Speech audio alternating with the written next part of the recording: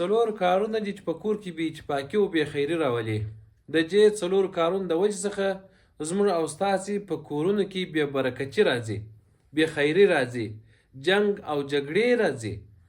اولنی کوم کار چې د قرآن کریم تلاوت نه کیږي، بالخصوص د سورة البقرې تلاوت نه پکښې کیږي، نو په دې کور کې شیطان وي، دې کور ته شیطان راځي، بې برکتي به وي، پر دغه کوروالاو به خپل کور راتنګ وي، نفستنګي به وي، د زړه سکون او خوشحالي به یې نه وي. ابو هریره رضی الله تعالی عنه فرمایي وای البیت اذا تلی فیه کتاب الله، وای هغه کور چې په هغه کې د الله تعالی جل جلاله کتاب تلاوت کیږي، نو اتسع باهله، هغه کور پر هغه کوروالاو باندې پراخه کیږي، ښې طبیعت پکښې سوي په دغه خپل کور کې. وکثر خیره، او په هغه کور کې خیر زیاتیږي. وحضرت الملائکه، او هغه کور ته ملائکې راځي.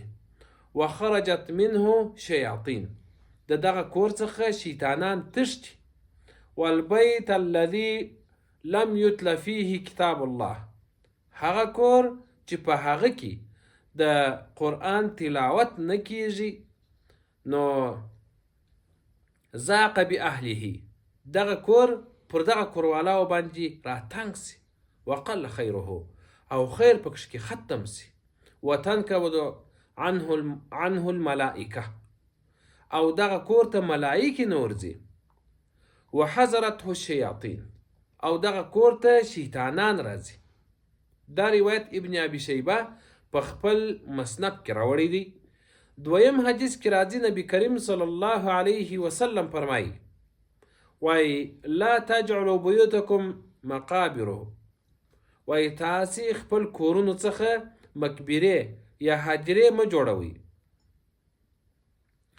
ولې ان الشیطان ینفر من البیت الذي، شیطان تیښته کوي د هغه کور څخه تقرأ فیه سورة البقره، په کوم کور کې چې سورة بقره تلاوت کیږي.